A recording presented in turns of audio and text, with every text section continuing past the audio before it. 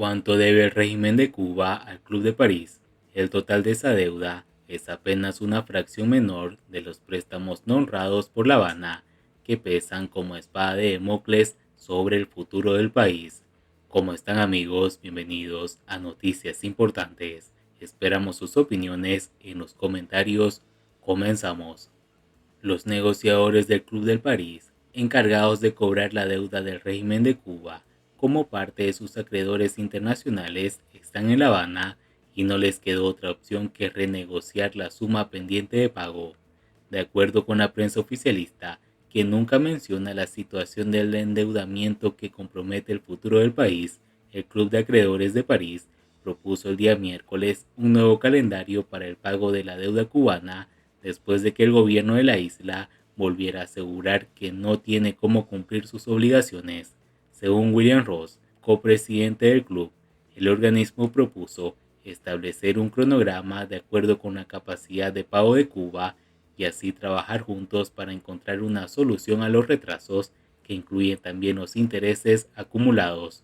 En 2015, cuando Raúl Castro renegoció parte de la deuda externa cubana que su hermano Fidel había declarado impagable e incobrable en 1986, el Club de París borró 8.500 millones de dólares de una deuda de 11.100 millones de dólares adeudados, mientras que el resto se convirtió en proyectos de inversión o reembolso escalonado hasta 2033. Sin embargo, pese a algunos desembolsos de La Habana, los pagos vencidos en 2019 no fueron cumplidos y la crisis del COVID-19 hizo que obtuviera una moratoria de un año que ya se venció.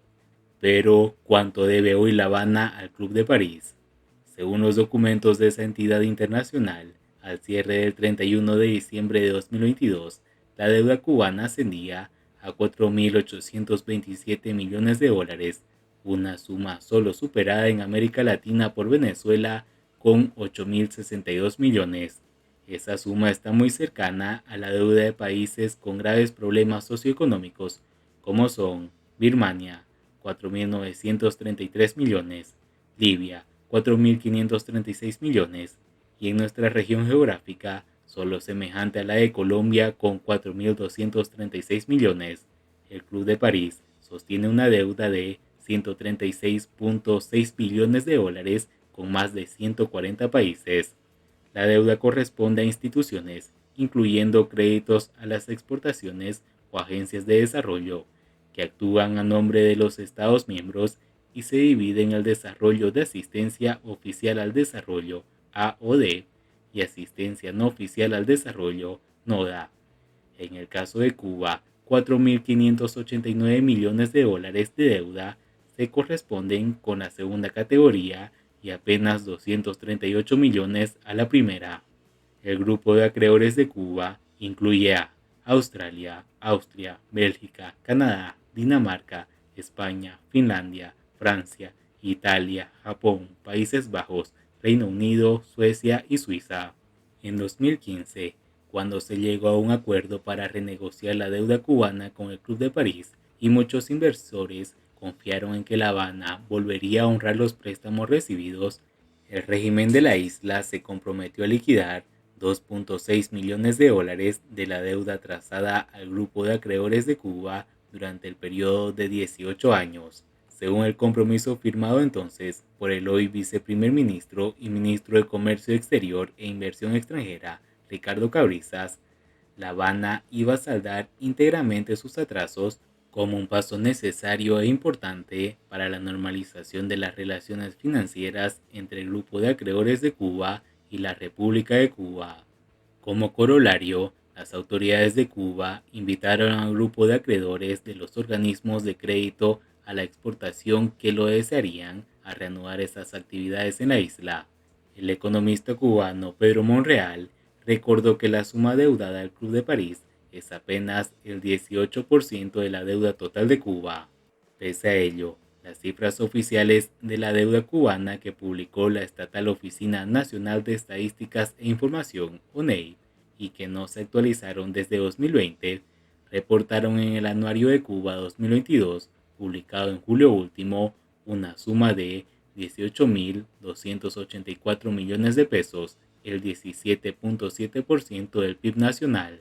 En el total de la deuda externa cubana entran aquellas sumas que La Habana debe a Moscú, parte de la cual fue recién prorrogada hasta 2040. También cantidades millonarias adeudadas a Argentina, China y Brasil. Asimismo, debe incluirse en ese monto la deuda con el Fondo de Inversión Privado, CRF, una fracción de la cual está ahora mismo bajo litigio en la Sala Comercial del Tribunal Superior de Londres en el caso contra el Banco Nacional de Cuba. Súmenle además que el Banco Industrial y el Comercial de China, a través de ICBC Standard Bank de Londres, avanza en otro proceso judicial contra la dictadura por aproximadamente 1.100 millones de euros. Todo ello pesa como espada de Damocles sobre la cabeza de los cubanos del futuro. Siguiendo con las noticias, JetBlue dejará de volar a Cuba en 2 semanas. La aerolínea estadounidense JetBlue anunció que suspenderá todos sus vuelos a Cuba a partir del 17 de septiembre próximo. De acuerdo con un reporte de la agencia AP, la empresa aeronáutica, pionera en los viajes comerciales a Cuba tras las políticas de acercamiento iniciada por Barack Obama, argumentó una caída en la demanda debido a los cambios en el panorama regulatorio y de las restricciones en la capacidad de nuestros clientes para entrar a Cuba, según una declaración empresarial compartida por el reportero Patrick Hoffman, corresponsal de la cadena CNN de la isla. JetBlue buscará reanudar sus itinerarios a Cuba tan pronto los viajes sean más accesibles en el futuro. Asimismo, la nota indica que esta suspensión de vuelos no permitirá reubicar aeronaves adicionales en nuestras principales rutas en las que la demanda de precios bajos y servicios destacados es creciente. JetBlue comenzó a operar vuelos a la isla en 2016 y retomó sus operaciones después que la administración de Joe Biden volvió a otorgar licencias a las aerolíneas de Estados Unidos para volar a la isla, suspendidas por Donald Trump en 2019.